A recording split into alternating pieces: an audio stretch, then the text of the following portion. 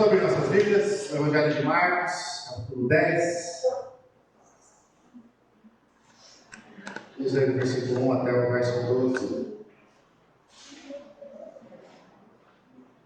Marcos 10, versículo 1 até o versículo 12.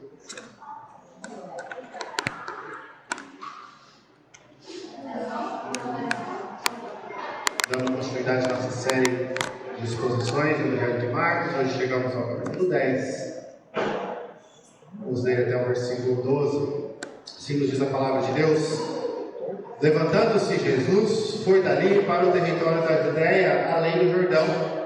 E outra vez as multidões se reuniram junto a ele, e de novo ele as ensinava segundo o seu costume. E aproximando-se alguns fariseus, o experimentaram, perguntando-lhe: é lícito ao marido repudiar sua mulher? Ele lhes respondeu: que vos ordenou Moisés? Tornaram eles: Moisés permitiu lavrar cartas de divórcio e repudiar. Mas Jesus lhes disse: por causa da dureza do vosso coração, ele vos deixou escrito esse mandamento. Porém, desde o princípio da criação, Deus os fez homem e mulher. Por isso deixará o homem a seu pai e mãe, e unir-se-á a sua mulher. E com sua mulher serão os dois uma só carne, de modo que já não são dois, mas uma só carne. Portanto, o que Deus ajuntou, não separe o homem. Em casa, voltaram os discípulos a interrogá-lo sobre este assunto. E ele lhes disse: quem repudiar a sua mulher e casar com outra, comete adultério contra aquela. E se ela repudiar seu marido e casar com outro, comete adultério. Amém. Vamos orar? Vamos pedir que Deus nos ajude nessa noite a entender este texto, que Deus fale conosco, nos ensine. Pai querido, nós somos gratos pelo privilégio de podermos ler a Tua Palavra, pela liberdade que temos de poder ouvir a Tua Palavra. Nós clamamos que o Senhor nos ajude. Tire dos nossos corações todo o preconceito. Tire, Senhor Deus, todo o impedimento, toda a barreira. Faça-nos prontos para ouvir a Tua Palavra, para aprender mais do Senhor. E que a Tua Palavra, pelo agir do Teu Espírito, possa nos transformar, fazendo a Sua obra em nossas vidas, nos nossos lares. Em especial nesse texto que fala do casamento. Os nossos casamentos possam ser transformados pelo Teu agir. É o que nós pedimos no nome de Jesus. Amém. Amém. Queridos, no dia 25 de setembro deste ano, o Senhor Deus quis levar um de seus servos, um pastor americano que chama Voddie Baucham. Voddie Baucham foi um pastor americano. Ele era grandão, alto, imponente, e suas pregações eram dessa forma também. Ele ficou conhecido pelas pregações incisivas, pelas pregações diretas, desafiadoras, que deixam realmente pecadores convictos. E uma área específica em que ele ficou muito famoso foi pelos seus livros, pelos seus ensinos e pelas pregações sobre a família, em especial sobre o casamento. Um dos clipes mais famosos ou virais deste pastor americano é um em que ele diz: vá para casa, ame sua esposa. E esse trecho de seu sermão, que ele pregou em várias conferências, em vários lugares, foi convidado para estar em muitos lugares, ele foi impactante porque surgiu em um período onde a banalização do divórcio, a barateação do casamento estava invadindo a igreja, e cada vez mais os cristãos também estavam aderindo a essa ideia de que o casamento é temporário, se não der certo basta divorciar. A facilidade do divórcio, a acessibilidade do divórcio. O divórcio não se tornou o triste fim de um relacionamento partido, se tornou uma solução boa e agradável. Divorcie-se, separe-se e siga a sua vida feliz com o outro, tente de novo. Se o primeiro casamento não deu certo, basta você se divorciar e se separar. E principalmente os homens aderiram muito a este conceito, no sentido de que se a esposa não nos agradava, era muito mais fácil abandonar, sair de casa. E nesse contexto, onde a igreja estava sendo contaminada por essa ideia, Voddie Baucham surgiu e pregava de forma desafiadora. Ele dizia: vá para casa, ame sua esposa. E o ponto principal é: não tem desculpa nenhuma para um homem deixar a sua mulher. Não tem motivo válido, não tem justificativa. Todas as justificativas que as pessoas tentam criar são inválidas diante da Deus. E então ele respondia. As pessoas falavam: eu quero abandonar a minha esposa porque eu estou infeliz e Deus não quer que eu seja infeliz. Ele dizia: olha, se Deus quis que o seu próprio filho sofresse as misérias deste mundo, quem é você para achar que não deve nunca estar infeliz? Vá para casa, ame sua esposa. Ah, mas eu não amo, eu não consigo amar. Ele dizia: olha, Deus mandou você amar o seu próximo. Não tem ninguém mais próximo do que você, do que a sua esposa. Vá para casa, ame sua esposa. Ah, mas a minha casa, a situação está tão ruim que a minha esposa é meu inimigo. E ele então dizia: Deus mandou amar o próprio inimigo. Vá para casa, ame sua esposa. E ele desafiava as pessoas, os cristãos, à luz do Evangelho, a ir para casa, a amar suas esposas. Ele falou sobre a permanência do casamento, sobre o valor desse laço tão profundo. O Senhor quis levá-lo recentemente, dia 25 de setembro. Mas hoje nós temos um texto que me lembrou bastante das pregações deste pastor, que me lembrou bastante do ministério dele, porque Jesus também está sendo desafiado por pessoas que barateavam o casamento, que banalizavam o divórcio. Os fariseus foram até Jesus e perguntaram a ele o que dizia a lei, porque eles também, parte do povo de Deus, parte dos israelitas, entendiam que o divórcio era uma solução agradável, uma solução boa, algo a se fazer, bastava seguir alguns procedimentos. Diante desse desafio, então, Jesus nos ensina que a dureza do coração dos homens não anula, nem separa o gentil laço do casamento. A dureza do coração dos homens não anula o laço do casamento que é gentil, e a dureza do coração dos homens não separa o gentil laço do casamento. A dureza do coração dos homens não anula nem separa o gentil laço do casamento. Veja, do versículo 1 até o versículo 5, a dureza do coração dos homens.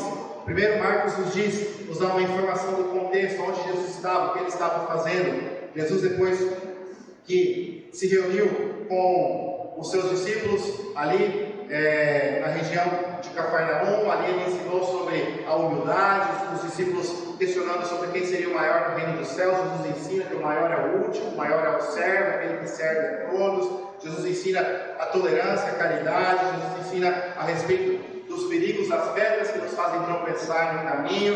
E então, depois disso, ele começa a sua jornada em direção à Judéia. Ele está indo em direção a Jerusalém, onde ele se entregaria para morrer na cruz. E chegando então na região da Judéia, para além do Jordão, onde Jesus já esteve antes, onde Jesus já pregou antes, ali, como de costume, a multidão o procurava. Então no versículo 1, Marcos nos diz: olha, mais uma vez, outra vez, como já era de costume, a multidão procurava Jesus. E como de costume, como Jesus sempre fez, ele parou e ele ensinou a multidão, e ele pregava o Evangelho para a multidão. Aqui nós temos um lembrete de que o ministério de Cristo, ele é, em primeiro lugar, de pregar o Evangelho, de anunciar a salvação, de anunciar o reino de Deus. Ele fez milagres, ele curou pessoas, ele ajudou os pobres, mas tudo isso é secundário à prioridade do Evangelho, à prioridade do anúncio do caminho da salvação. A multidão estava sedenta de aprender, de ouvir a palavra de Deus, e Jesus não tirava folga,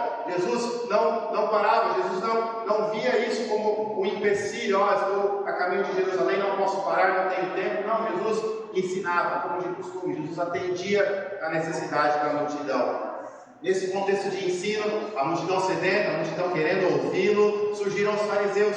De novo, não são personagens novos, nós já estamos acostumados com os fariseus. Os fariseus eram um grupo dos israelitas, dos judeus, que se orgulhavam pelo cumprimento exímio e exemplar da lei. Eles se achavam superiores e melhores porque eles obedeciam a lei de forma perfeita. Só que a lei que eles obedeciam muitas vezes era a lei dos próprios homens. Eles criaram suas próprias regras, suas próprias leis. Eles cercavam a lei de Deus e se orgulhavam no cumprimento dessa lei. O problema não é só que o cumprimento da lei era das tradições dos homens, mas era também um cumprimento meramente externo. Eles não se preocupavam com o coração, com a intenção. Eles não se preocupavam com como estava o seu interior diante de Deus. Desde que eles seguissem uma série de regras, regra A, B e C, estava tudo bem. E para piorar, eles encontravam formas de manipular a lei, de manipular a interpretação interpretação dessas leis e dessas tradições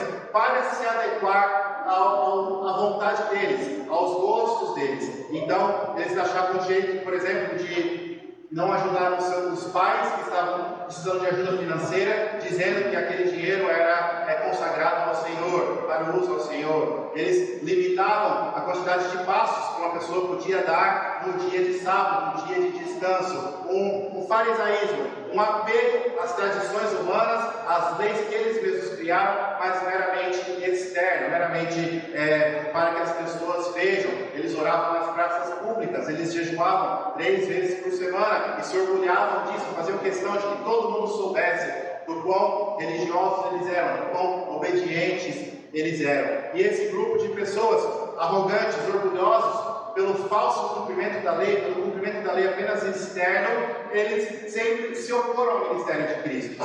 Porque Jesus anunciou um evangelho simples, um evangelho sincero, genuíno, do coração devoto a Deus, do coração arrependido pelos pecados. Jesus ensinou que não é o externo que contamina o homem, mas o que vem do coração que contamina o homem. E isso batia de frente com a conduta e o ensino dos fariseus. Os fariseus, então, eram opositores de Cristo, eram talvez até inimigos de Cristo. E vários textos eles desafiam, e é isso que eles fizeram mais uma vez.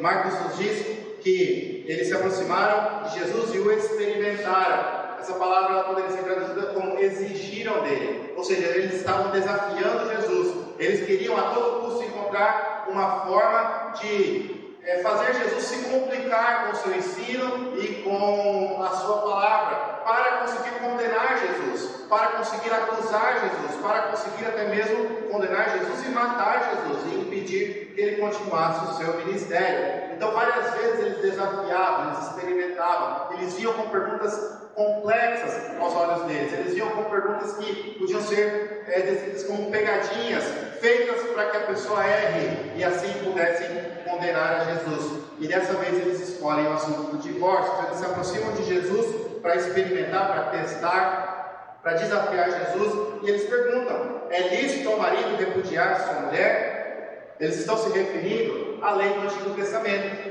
a lei que Moisés deu ao seu povo a respeito do divórcio. Jesus, ao invés de respondê-los diretamente, Jesus responde com outra pergunta. Jesus olha para eles e fala: o que foi que Moisés disse? E eles corretamente citam a lei. E eles dizem: Moisés permitiu lavrar cartas de divórcio e repudiar. E é isso que a lei diz. É isso que o Antigo Testamento falava. Se você ler Deuteronômio 24, do 1 a 4, você vai ver isso. Jesus então explica que isso foi escrito por causa da dureza do coração dos homens. Por causa da dureza do vosso coração, ele deixou escrito esse mandamento. Veja, queridos, aqui nós percebemos o quão duro é o coração dos homens. O coração da multidão estava endurecido, porque era costume ouvir Jesus falar, mas nós sabemos que poucos realmente entendiam e seguiam a Cristo. Poucos estavam dispostos a pegar a sua cruz e seguir ao Senhor Jesus. Nós vemos a dureza do coração dos fariseus, que ao invés de ouvir o ensino de Cristo, de se arrepender e aceitar o Evangelho, buscavam a todo custo formas de desafiar Jesus, de prender Jesus, de condenar Jesus, de mostrar que Jesus estava errado. Ouviam a palavra de Cristo, testemunhavam o poder de Cristo, os milagres, já estavam muito familiarizados com o Evangelho, com o poder de Jesus, com a manifestação desse poder, e ainda se recusavam a aceitar, a ver verdadeiramente o amor de Deus em seu Filho Jesus Cristo. O coração da multidão duro, o coração dos fariseus duros, o coração de todas as pessoas com relação ao divórcio, a atitude dos homens com relação ao casamento, um coração endurecido. Jesus diz: foi por causa da dureza do vosso coração que Moisés escreveu o que ele escreveu. Veja, a gente precisa perceber que existia toda uma polêmica ao redor dessa questão. De forma simples, para não complicar demais, para que os irmãos entendam e não gastar muito tempo, existiam duas principais vertentes de interpretação com relação à lei do divórcio. Porque realmente o Antigo Testamento diz que o homem podia lavrar cartas de divórcio e então repudiar a sua esposa, se encontrasse nela motivo de ofensa. E a questão era, o que é esse motivo de ofensa? Existiam duas escolas, dois pensamentos. Existiam aqueles que eram mais conservadores, que diziam que o motivo de ofensa é exclusivamente o adultério. Exclusivamente no caso da traição, do adultério, da imoralidade sexual, para ser um pouco mais amplo, exclusivamente no caso da imoralidade sexual, é que o marido pode repudiar a sua esposa.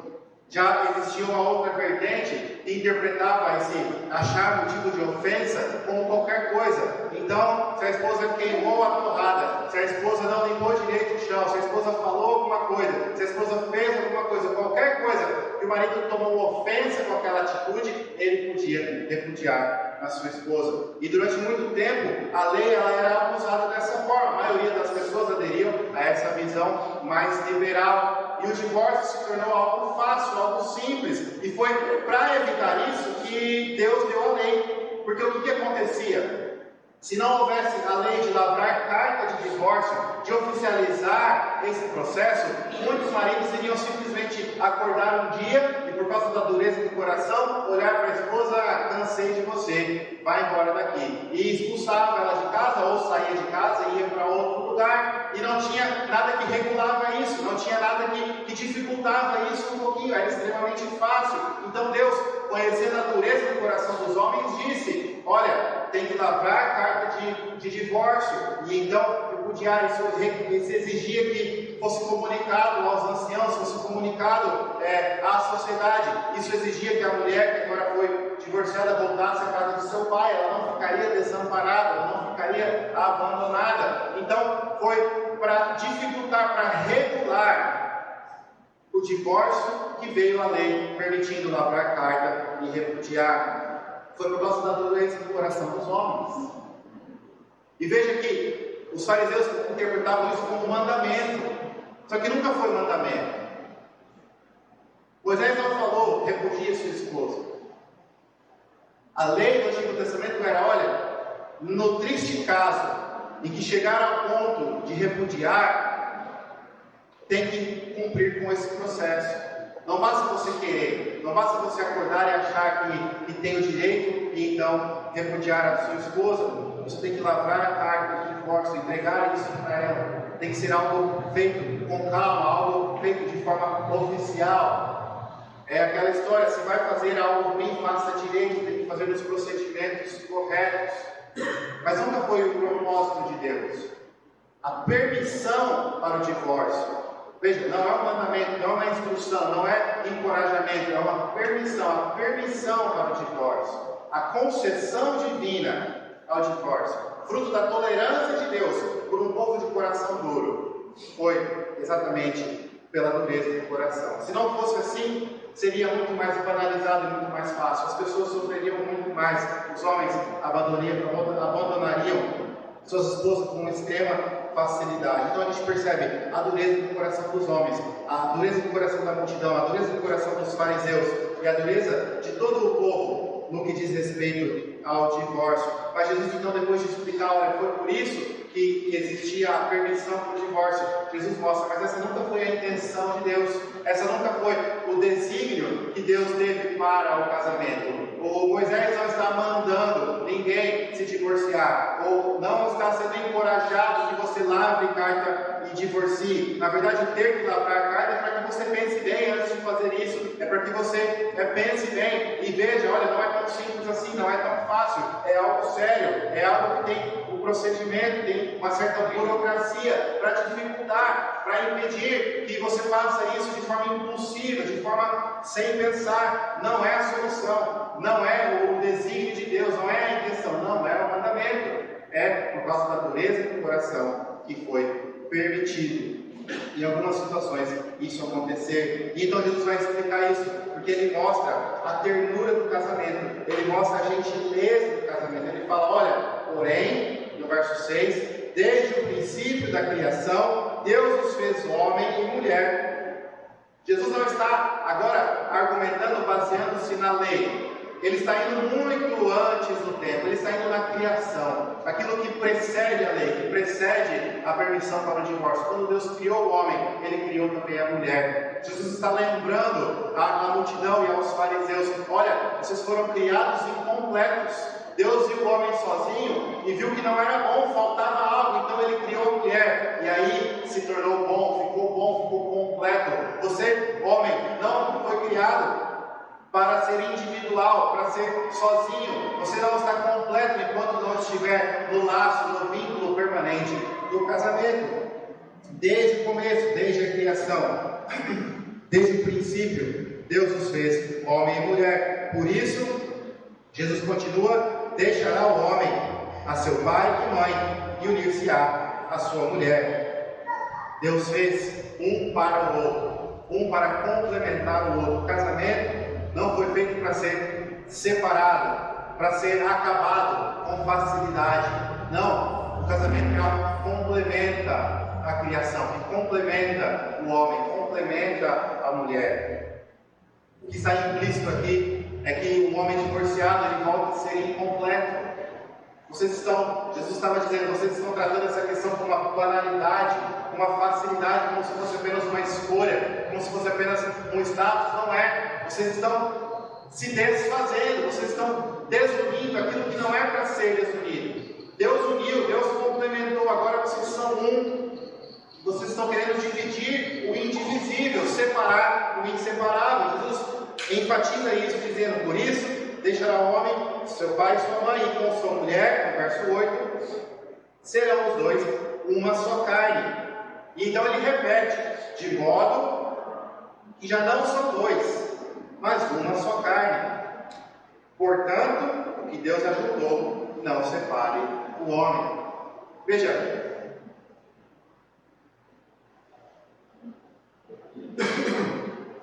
os fariseus estão preocupados com a polêmica, com os detalhes.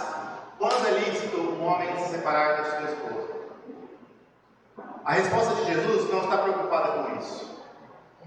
Jesus não quer que as pessoas fiquem apegadas às exceções, aos tristes casos onde o divórcio acontece. Jesus está dizendo: não, a solução não é isso. A solução não é nos tornarmos mestres na lei e encontrar todas as possibilidades da lei, encontrar todas as ramificações, as aplicações da lei. A solução é se lembrar: para que o casamento foi instituído? O casamento foi instituído para que dois se tornem um. O casamento foi instituído como um laço permanente, como um laço inseparável, como um laço de ternura, um laço doce, um laço suave. O casamento foi instituído por Deus para que aquilo que era um e era outro, dois separados, se tornassem um só. Uma união que é íntima, extremamente íntima. De todos os seus relacionamentos, não existe relacionamento mais íntimo do que o casamento. É o laço máximo, é o laço maior que existe em toda a humanidade. Não é possível nada ser mais íntimo do que isso.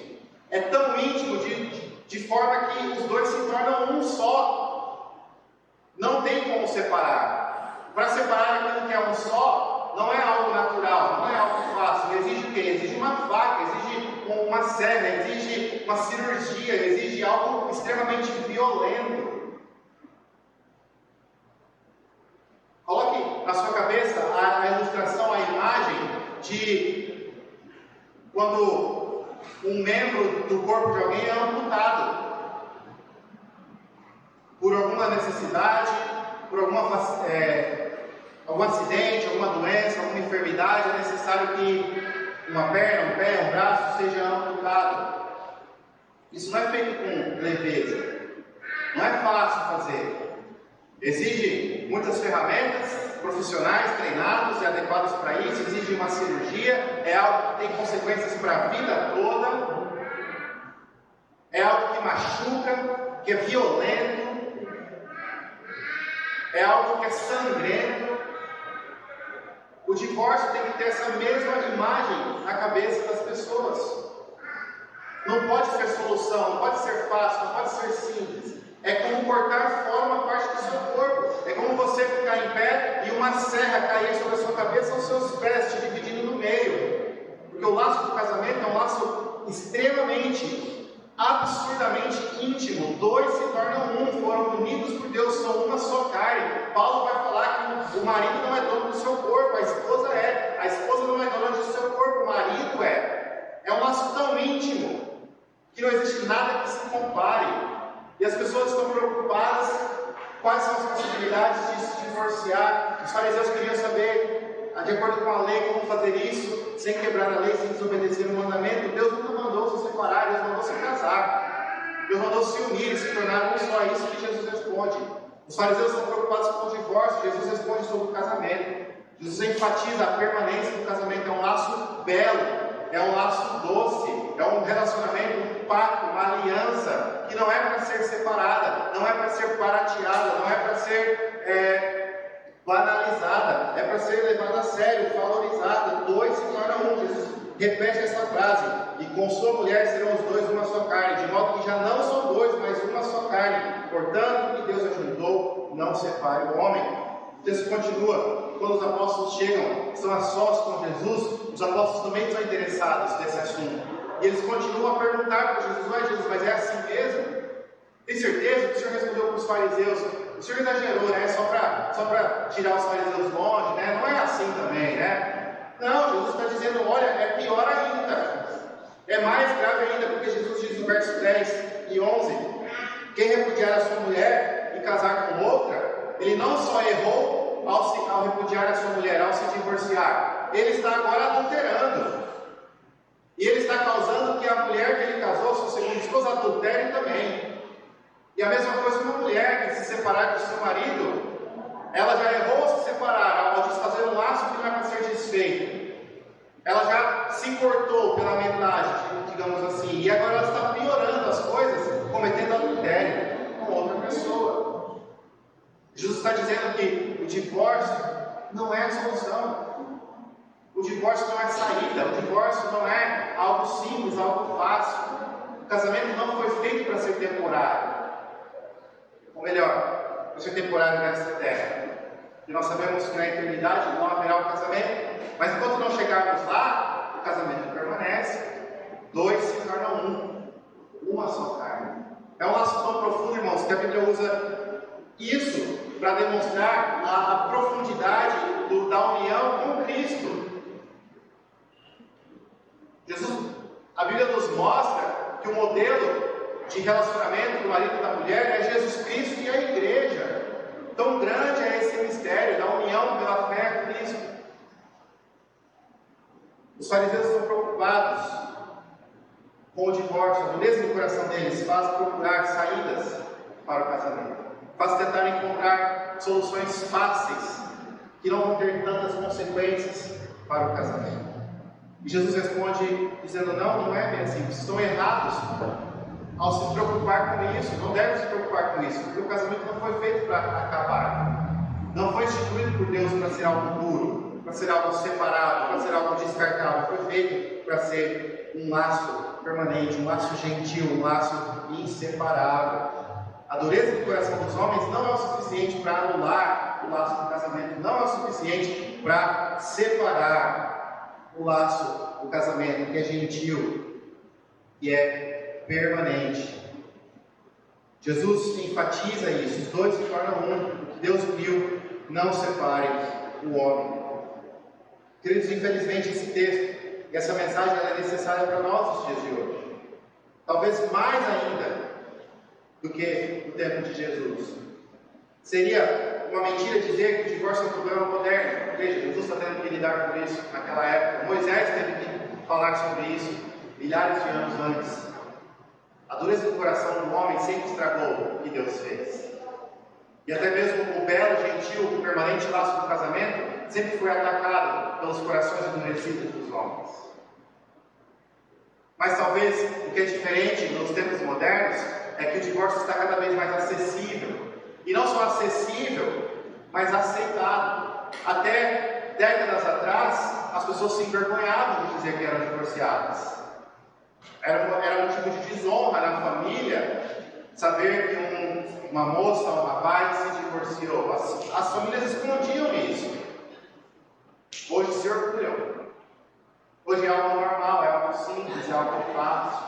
Hoje é algo que já está na cabeça de jovens antes mesmo de se casarem. Eu vou me casar, eu amo aquela pessoa, mas está tudo bem. Eu não preciso pensar muito, porque se não der certo, eu me separo. Eu me divorcio dentro de novo. Eu sou novo, sou jovem. O divórcio, queridos, não é algo que Deus ama, pelo contrário, ele fala que Deus odeia o divórcio. Deus instituiu o casamento como um laço gentil, um laço permanente. Nós erramos quando nos apegamos às ramificações da aplicação da lei para tentar descobrir quais situações o divórcio é lícito, quais situações o divórcio é permitido. Nós não temos que pensar assim. Os fariseus pensavam assim, Jesus respondeu mostrando a permanência do casamento. Queridos, então o que nós precisamos perceber é exatamente isso. Nós devemos lutar contra essa ideia de que o divórcio é solução. O divórcio não é solução. O divórcio é o triste fim do relacionamento que já foi partido, de um corpo que já foi dividido ao meio. O divórcio simplesmente oficializa um laço que era para ser permanente e que foi desfeito. O divórcio nunca deve ser celebrado, ele deve ser lamentado. O divórcio deve ser a última consequência, o estado final de um coração tão endurecido, um relacionamento tão partido que não tem mais como ser estabelecido pelos homens. O divórcio nunca é obrigatório. Nós vemos quando lemos essa mesma história em outros evangelhos, em Mateus, por exemplo, capítulo 19, também quando lemos 1 Coríntios 7, as instruções a respeito da separação. E a Bíblia nos dá apenas dois casos em que é permitido o divórcio. É o caso do adultério e o caso do abandono. Mas mesmo nesses casos, que são exceções, o mandamento não é se divorcie. Se impossível, se pela graça de Deus houver perdão e reconciliação desse relacionamento que foi partido, assim seja. O divórcio não é solução nem quando ele é permitido. O divórcio não é encorajado, nem mandado, nem quando ele é permitido. O casamento é para ser duradouro, o casamento é para ser permanente, o casamento é para ser uma união tão íntima que é dois corpos se tornando um só. Você não é mais só você agora é você e sua esposa agora é ela e ela é você. Unidos, uma só carne, não são mais dois. O divórcio não é a solução. Como é triste quando ouvimos histórias de divórcio, principalmente na igreja. E, queridos, cada vez mais os motivos se tornam mais banais. E as pessoas justificam o divórcio com explicações absurdas. E elas encontram formas de justificar isso. A mais comum é: nós somos incompatíveis. Nós somos incompatíveis. O amor esfriou. A paixão acabou. Ele mudou. Ele não é mais o mesmo que eu me casei. Ela mudou. Eu sou infeliz nesse relacionamento. Eu me apaixonei por outra pessoa. E foi Deus que colocou essa outra pessoa na minha vida. É a providência de Deus. Deus não quer que eu seja infeliz. Mentira atrás de mentira atrás de mentira. Se você se apaixonou por outra pessoa, arrependa-se, o seu amor é pecaminoso. Dobre o joelho e clame: Senhor Deus, me livra desse amor pecaminoso. Porque o amor na Bíblia é mais do que um sentimento, é um mandamento. Você não casa por paixão. E se é a paixão que está segurando o seu casamento, acorde imediatamente e renda-se à graça de Cristo. E ame a sua esposa, ame o seu marido. Incompatibilidade não justifica. E você está só se enganando, porque eu vou te dizer uma coisa: não tem ninguém compatível com você nesse mundo. Você vai ter que se clonar e casar com você mesmo. E eu acho que mesmo assim vai mas tem momentos que você vai querer se separar de você mesmo. A pessoa mudar, é claro, todos mudam. Todos os dias estamos conhecendo coisas novas, experimentando situações diferentes, aprendendo mais. Que bom que mudou. Você queria a mesma criança que você casou quando tinha 20 anos, o tempo todo? Você também mudou. Ah, mas eu estou infeliz. Talvez o seu erro vai achar que a felicidade é o casamento. A sua felicidade tem que estar em Cristo.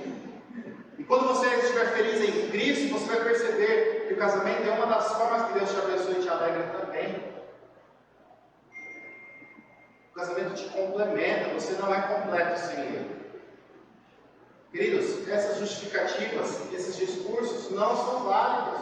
O divórcio é errado, é pecaminoso. E tem muitos cristãos que infelizmente pecaram ao se divorciar e agora estão vivendo em adultério. Porque se divorciaram de forma ilícita, por razões banais, e se casaram novamente. E é triste falar isso, é triste pensar nisso. Mas é a realidade. Não sou eu que estou falando. Jesus Cristo. Quem repudiar sua mulher e casar com outra, comete adultério contra ela. Pastor, mas então não existe possibilidade de divórcio? Existem exceções. Existem, por causa da dureza do coração, do pecado dos homens. Existem situações extremas onde o divórcio acontece. Mas pense muito bem antes disso, analise com sinceridade. Não ache que o divórcio é a solução. O divórcio é o triste fim de um relacionamento quebrado pelo pecado, pelo coração endurecido. Não é a saída. É simplesmente oficializando algo que já se partiu. Uma carne que já foi dividida, que já foi separada. Por isso, queridos, nós precisamos, eu falo agora aos jovens solteiros, pense bem antes de se casar. Não se iludam. Não ache que o casamento é algo que você vai viver de paixão. Paixão não enche a barriga, paixão não sustenta lar. Não se iluda achando que aquela pessoa ela é perfeita ou que ela vai mudar. Os defeitos que ela tem vão só se intensificar quando você morar com ela e viver com ela. Se você escolheu se casar, você está escolhendo amá-la apesar desses defeitos. Amá-la quando ela não merece o seu amor. Porque é isso que Cristo fez por nós. Cristo não esperou a igreja se tornar perfeita ou merecer o amor dele. Ele foi lá e morreu pela igreja. Ele não esperou nem mesmo a igreja pedir. Ele foi lá e morreu pela igreja. Ele salvou. O casamento é sério, permanente. É uma decisão para a vida toda. Não é uma decisão que você toma pensando se não der certo, vamos separar. Não, não tem essa opção. Isso não pode ser nossa saída. Não pode ser uma opção na sua cabeça. Não é. É uma união mística, íntima, que nada se compara. Você não é mais um. Agora você se uniu a outra pessoa. Isso implica as suas decisões, o seu tempo, tudo muda. Tudo tem que mudar. É permanente. Pense muito bem antes de se casar. E pense mais ainda antes de contemplar o divórcio. Agora casou, agora é crente. Como diz Modivaco, vá para casa e ame sua esposa. Vá para casa e ame seu marido. Não é escolha. Não é um sentimento, é um mandamento. Vá para casa e ame seu marido. Ame sua esposa. Ame. Ame. Apesar dos defeitos, apesar das lutas, apesar das dificuldades, ame. Ame quando você estiver bravo com ela. Ame quando você estiver irritado. Ame quando você estiver estressado. Ame. Amar, queridos, é mandamento, é servir.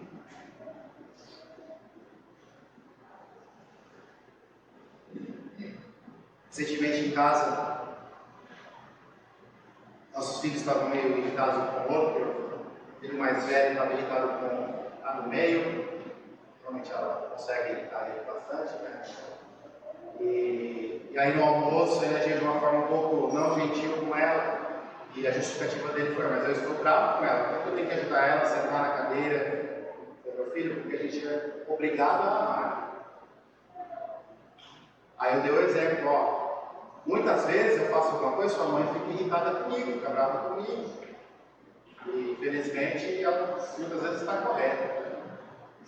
Você vê ela deixando de servir a comida, o almoço, você vê ela deixando de passar a roupa, de dobrar, de fazer os afazeres que ela faz, demonstrando esse amor. Ela está me amando quando está irritada comigo. Ela está me amando quando ela me odeia. E é isso que nós devemos fazer: amar. Amar quando está feliz, amar quando está triste. Servir. E quando a gente começar a fazer isso, sabe o que costuma acontecer? O parceiro, o marido, a esposa muda tudo. Quando a gente muda a nossa atitude, e a gente se dispõe a amar incondicionalmente, sacrificialmente, pela graça de Deus, quando é um casal cristão que ama o Senhor Jesus, que busca viver nos caminhos de Deus, o marido percebe isso, ele começa também a se esforçar para amar, independente da situação.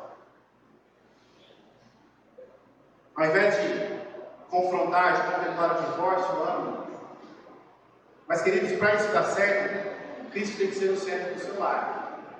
A sua união, ela tem que ser compreendida à luz das escrituras, da palavra de Deus. O seu papel como marido, o seu papel como esposa tem que ser obedecido à luz da palavra de Deus. Você tem que estar em Cristo, unido a Cristo. A sua esposa deve olhar em você um exemplo de Cristo, um exemplo de cristão. O seu marido deve olhar em você, mulher, um exemplo de alguém que segue a Cristo, que ama a Cristo. A principal característica que a sua esposa deve ver em você, marido, não é que você é bonito, não é que você é inteligente, não é que você é trabalhador, é que você ama a Cristo. Quando as pessoas perguntarem como que é o seu marido, a primeira coisa que tem que vir na cabeça dela: meu marido é um cristão. Ele me leva até Cristo, ele fala de Cristo para mim, ele me mostra o amor de Cristo na forma que ele trata comigo. Sim, ele trabalha, ele cuida bem, ele é paciente, tudo isso. Mas ele é cristão.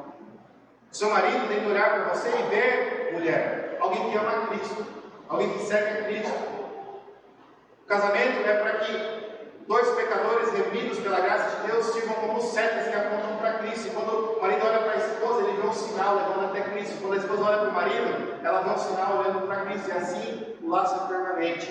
E quando nós vivemos assim, pela graça de Deus, queridos, nós usufruímos da bondade de Deus, da bênção de Deus. Porque até agora eu estou falando contra o divórcio, e parece que alguém vai entender assim: o senhor falou que o casamento é ruim mesmo, mas agora eu já fui, escolhi, casei, tenho que aguentar, e vou ser infeliz até o dia que Jesus voltar. Então eu vou começar a orar mais: volta Jesus, porque eu preciso ser salvo dessa cadeia que é o meu casamento.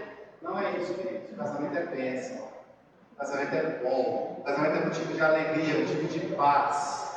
O casamento edifica, o casamento te dá força na hora da luta, você não está sozinho. Essa união, ela não é só para as coisas boas, ela é também para passar pelas dificuldades, para tomar as decisões juntos, para um crescer na graça junto com o outro, para um mostrar o agir de Deus, o agir de Jesus Cristo no coração ao outro, para as pessoas perceberem, para você mudar. Sabe aquela história que eu quero separar porque mudou? Não, o casamento é para te mudar, para você ser mais paciente, para você ser mais compassivo, para você ser mais sábio. Mude mesmo, aprenda com as qualidades da sua esposa, do seu marido, mude, cresça em santidade, cresça no conhecimento. O casamento é ferramenta que Deus faz isso. O casamento está te lapidando. Deus usa esse relacionamento para te preparar para a eternidade. É bom.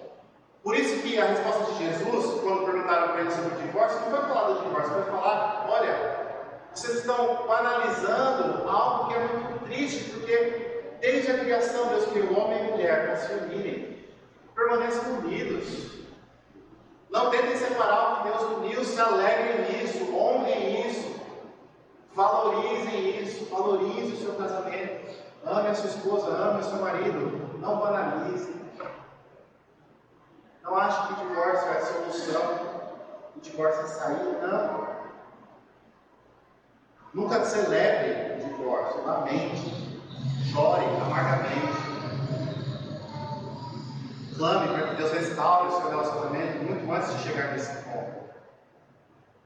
Arrependa-se dos seus pecados com rapidez. Não deixe para amanhã, não deixe para outro dia. Pecou contra sua esposa, marido? Se arrependa, peça perdão, não endureça o coração. Dê exemplo de arrependimento. Que a sua esposa possa ver alguém que não é perfeito, mas alguém que ama a Cristo a ponto de reconhecer suas falhas e clamar pelo perdão. Esposa, se arrependa rápido. Perdoe com facilidade. Estenda a graça de Cristo ao seu marido. Não deixe para depois. Não deixe para outro dia. Porque essas feridas elas vão aumentando se nós deixarmos. O casamento não foi feito para ser uma batalha. O casamento não foi feito para ser um local de disputa, uma prisão. Isso é a dureza do coração dos homens. Faz isso, é um pecado. Não também coloque expectativa no seu marido, na sua esposa, de ser alguém perfeito. Reconheça, é um pecador falho como eu. Tenha paciência, tolere as falhas, tolere. Aquilo que precisa ser confrontado, confronte com sabedoria. Não estou falando que você também permitir todo tipo de erro. E não estou falando de falhas escandalosas e públicas, adultério, coisas do tipo. Mas sabe aquelas coisinhas que com o tempo vão aumentando? A toalha molhada em cima da cama faz com que a mulher odeie o marido. Supere essas coisas. O marido também tira a toalha da cama, usa também, né? Mas esposa, não olhe para o seu marido e veja o maldito que deixa a toalha em cima da cama. O marido, a esposa faz uma coisa que te incomoda, releve, ame-a apesar disso. Não queira mudá-la, porque ela não se adequa às suas manias, aos seus gostos. Porque ela faz as coisas diferentes que sua mãe faz. Que bom, você não casou com sua mãe. Ame-a como ela é. E naquilo que ela precisa crescer na graça de Deus, aquilo que está diferente do que a Bíblia ensina, fale da Bíblia com ela, seja exemplo de crescimento e santidade. Ore por ela. E cresça você em santidade, para que ela também cresça. Esse é o segredo, ou melhor, é a receita. Isso é o que a Bíblia nos manda. A Bíblia não nos manda ficar preocupado, quando eu posso me divorciar? A Bíblia não nos manda ficar esperando, vivendo num casamento como uma prisão, como algo ruim. A Bíblia nos mostra que o casamento é maravilhoso. É desígnio de Deus, que complementa o homem. Adão tinha tudo no jardim, mas faltava alguma coisa. Até que Deus fez Eva. E ali ele estava completo. Deus viu que era bom. Deus se alegrou com isso. Usufrua desse gentil laço do casamento, que é permanente. Usufrua, se alegre nisso, valorize o seu casamento. Por isso, queridos, não caia também na conversa que o mundo ensina de que o casamento é só um papel. Não tome a saída fácil que o mundo escolheu. Eu não preciso me casar, eu posso apenas juntar, morar junto. Não faça isso. Não é assim que Deus designou. Deus designou um laço tão profundo que é duas carnes se tornando uma só.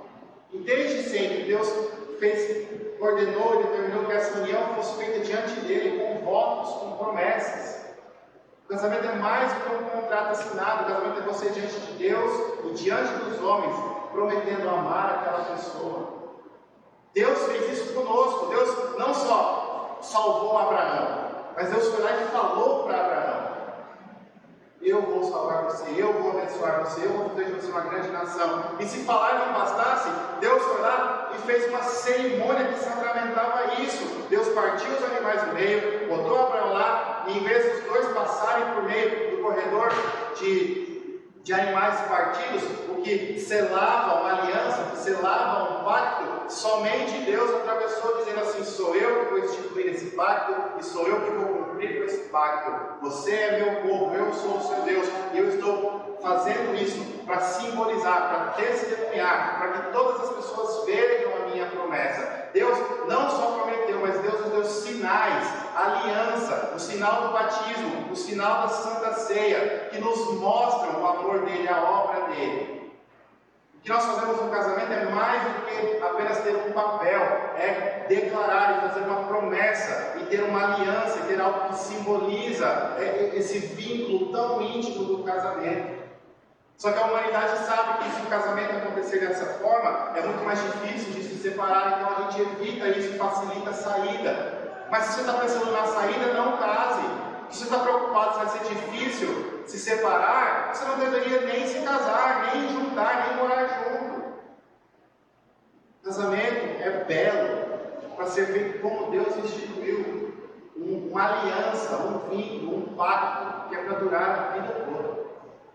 E é instrumento de bênção nas nossas vidas. Então, a mensagem principal, de novo, não é que os irmãos saiam daqui dizendo: hoje eu aprendi que eu estou infeliz no casamento, mas eu tenho que engolir seco e eu vou viver infeliz. E quem é solteiro nem se casa, que é horrível. Não é isso. Quero que os irmãos percebam a beleza e a gentileza do casamento, uma união tão íntima, que foi determinada por Deus desde a criação, não é para ser separado.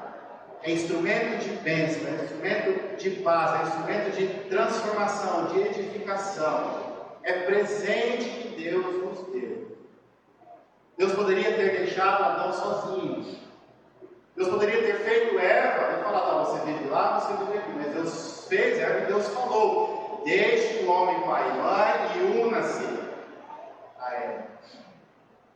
O prazer, as alegrias, o companheirismo, tudo isso é bênção, é presente que Deus deu. Quando a gente tenta receber esses privilégios por meios que não são segundo o que Deus determinou, nós não só estamos pecando, nós estamos abrindo mão de receber as bênçãos que Deus nos deu. Quando nós optamos pela solução fácil de se casar sem se casar, nós não só estamos pecando contra Deus, nós estamos abrindo mão a bênção que Deus tem para nós. Nós estamos olhando para Ele e falando: o Senhor escolheu um jeito de nos abençoar e de nos fazer experimentar a sua bondade. Mas eu não quero. Eu vou fazer desse outro jeito. É como se Deus tivesse te dado todas as deliciosas frutas e os alimentos e tudo mais. Você olha para Ele e fala: Deus, para sobreviver eu só preciso de ração. Então eu não quero experimentar todas essas coisas boas que o Senhor fez. Eu vou só comer ração. Porque é isso que eu preciso para sobreviver. Você vai sobreviver, mas você vai sobreviver bem infeliz. Você está abrindo mão das bênçãos, da bondade de Deus. É isso que muita gente faz no casamento. Quando a gente vê o casamento como algo barato, divórcio fácil, a gente está dizendo: Deus, foi bom, mas eu não quero não. O divórcio não é solução. Os fariseus procuraram Jesus sobre isso. E Jesus ensina que a dureza do coração dos homens não anula nem separa o gentil laço do casamento. Valorize o seu casamento. Louve a Deus pelo seu casamento. Lute pelo seu casamento. Coloque o seu casamento no altar de Deus. Ore por seu marido, ore por sua esposa, ore com o seu marido, com sua esposa.